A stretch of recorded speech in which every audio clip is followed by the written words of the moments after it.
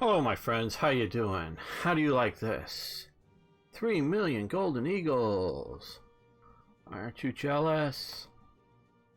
Aren't that great? Nah, it's just on the dev server. Just ephemeral. Go away after a little while. But use it to. I'm going to quickly plow through this research tree just by spending things to get there. Because I want to drive some Abrams and maybe the AT-ATs and whatnot. Actually, I'd done some of this before, but I have to redo it again for this new up-tiering, top-tier type stuff. And yes, we're on the dev server with what is it, 1.93. Well, let's give a quick look around. I'm expanding this video. It was originally starting for my friends, but armchair generals, generally speaking, so we can see what's coming. They actually do this, so that's out there. So an M1A2 Abrams 103, battle rating, as well as the M1A1 and the AT-ATs will be at that, and back at 10 will be Abrams M1 and the IPM1 here. Improved product M1 is what that stands for, I believe. And we can look at the fleet, which I'm also interested in. This is actually sort of my grinding up, though they gave me, again, just on this server here. Pensacola, we can look at that here. The new heavy cruiser for America. I understand it to be rather good, maybe not so great on its armor, but rather good, except it has its basic sort of pre-war anti-aircraft guns. 2 Chicago pianos right either side here, and 450 cals up here. Now these guns, I believe, they do have both timed fuse and proximity fuse anti-aircraft. So they have good long-range anti-aircraft guns for the lights, but or for the medium guns. But for the light stuff, things get in close, it'll be a problem for that. What else? Anything else? Oh, we can also look a new premium here. U.S. St. Helena. Let's choose a crew. We'll stick that here for the naval preset.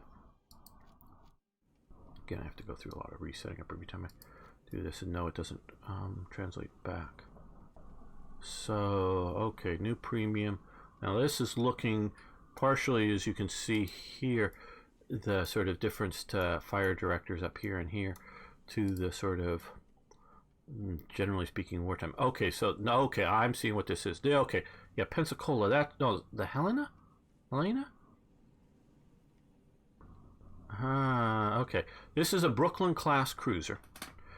What they've done is several of them were rebuilt because of damage. And let's see, can I get in here my other Brooklyn cruiser, which, yeah, that spot without spending.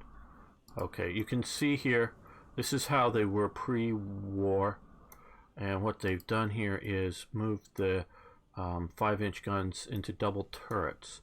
They rebuilt a few of them. I don't think the Brooklyn itself during the war when they had to upgrade it, and you can see all the 20mm anti-aircraft guns, the dual basically quad 40 mils there, and so what is there, 4 of the quad 40 mils on this thing. Yeah, we got 20mm at the tail end here. Still have the launchers for the onboard aircraft. The aircraft are kept. Let's see, we can zoom out here just for your that from behind that gun, right, those boxes on the deck, from there to the end is an aircraft hangar underneath the ship here. This deck, actually, that hatch slides forward.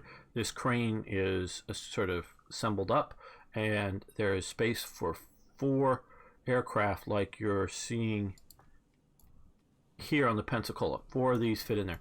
Now these wings on these models here fold over alongside the body, so it's often the same aircraft or other. So you have it either on the Brooklyn or on the St. Helena. And so that's all aircraft operational there. And so this is going to be a really interesting premium.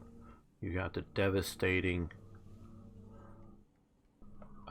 what's that, 15 round broadside 6-inch guns. Now, I don't know. Let's see. Okay, the 6-inch guns, armor penetration at 1,000 meters, 270. Armor penetration, 270. Okay. Now, what they specifically did for the Brooklyn class, and I don't know how backwards compatible they were. There was treaty limitations. They also built a few heavy cruisers with the same hull on it, but with just 6 guns, I think, or something like that. But a lot fewer. And they were limited in heavy cruiser numbers, but they could build them out as light cruisers with 6-inch guns. So what they did is they decided to make a super armor penetrating round specifically for the Brooklyn class that got incorporated into later ships as well. So the idea is maybe not quite as penetrating as a proper heavy cruiser's guns, because these are the 8-inch, and these are the 6-inch guns here. So these have 6-inch guns, these have 8-inch guns. So in 3s and 2s, and they both have the 5-inch deck guns here, and these are 5-inch deck guns and turrets. Same basic gun, obviously very different loading system, so they load much faster. I don't know. I know this is going on a lot longer. You can see here coming down in here, this is set up really professional ammo loaders with a handling room right below it here, where if you look at the Brooklyn, there are, or at least there should be, some elevators from the magazines up to the external decks. Let's see if we can get in closer here. Yeah, you can see them here and here, and maybe that one's designed for joint for both of those. And so and you stored the rounds out here on this thing, and what that would do for you, because I don't think this has proximity fuse availability here. Oh no, it does. Okay, but early on what they would do is they'd set the timer, like for 5 seconds before it explodes, and there's a sort of a machine that they just stick the nose of the projectile in it, and it would set the timer for once it was fired, how long. Only after it was fired, how long it was going to take until it goes off, and there would be some sort of handling either on the floor or deck for ship, or on the side of the bulkhead wall there. But they don't have specific handling rooms like this guy does here that are specifically below them. So they come up, they would have a similar sorts of things coming up here, and these will be 2-part ammunition, if I'm not mistaken. One is the projectile and one is the the powder charge that fires it. These are definitely 2-stage ammos, and we can see the elevators, handling rooms, and whatnot all set up below there on that. So that's the Brooklyn. Okay, so we quickly, let's look. This is also to my friends who, for some reason, wanted to play World of Warships, which they don't seem to like gamey versions of tanks. But we have coming in, though they like the German naval tree, we have the Type 34 with 44 modifications, and the Type 36, and of course they have the Admiral Hipper coming here, and are already here with Nuremberg, Soviet Union. I don't think there's anything new really in the Soviet naval tree. Britain, yeah, we got the Belfast coming as a premium light cruiser. I think that's it. Japan, yeah, nothing new here. Yeah, I know you have to grind up through sucky stuff Now let's jump over to, we can go over to France for Eric and my other French driving tank friends. Well, AMX 30, ACRA, don't know really what that, I know what an AMX 30 is, I don't know what the ACRA version is different. Anything down here? This is the stuff I really like. Okay, well, looks like we have another reserve in progress here.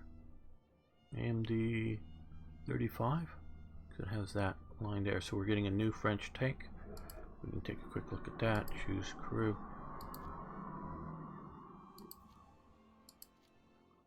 Now let's just choose crew. I'll have to grind that up once we get it out here. Ah, it's the Panhard armored car.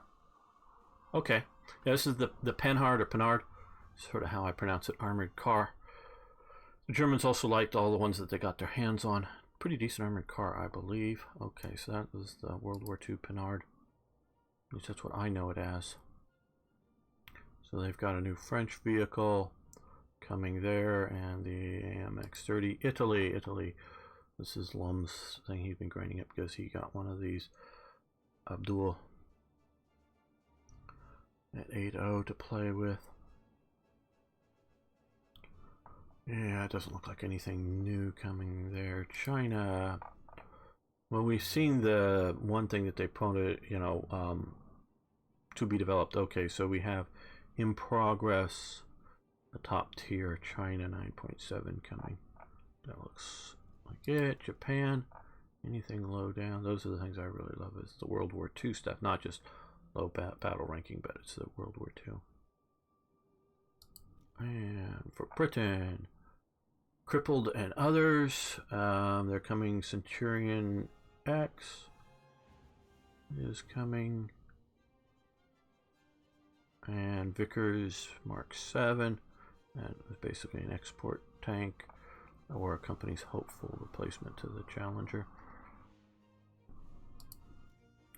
USSR/Russia, especially once we get post-Cold War. Okay, BMP-3 is coming.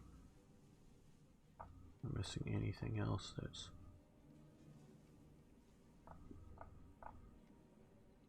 coming? Don't look like it. Okay, Germany tanks. I think there's a new top tier. Okay. BMP-1 for the DDR. So this would be the Deutsches Democratic Republic, East Germany. They'll get a BMP-1. Don't know how that differs, if at all, from the Soviet BMPs. And yeah, I guess nothing really new up top tier. And I do understand, or you should understand, that with the new stuff that they're trying out, battle ratings are subject to change before they get released. Now here, yeah, the M1A2, I guess that's it. I'm just looking to see if we have any new lower tier stuff coming. Doesn't look like it. And I don't know if there's worthy of anything to really look for in aviation. This doesn't really look like it, but maybe since I don't fly it, don't really know. Oh, well, new premium coming, it looks like. Okay, well, that's sort of a quick tour of what's coming with War Thunder. So, and yeah, I'm going to be spending a lot of these very shortly on getting it tiered up on my. Oh, well, redo all this. Okay, making you dizzy by now. So, hit that like button, hit the subscribe if you're not a regular around here. We play War Thunder on Sundays as a group, custom battles and other things. You might want to join us. See you then. Thanks, everyone.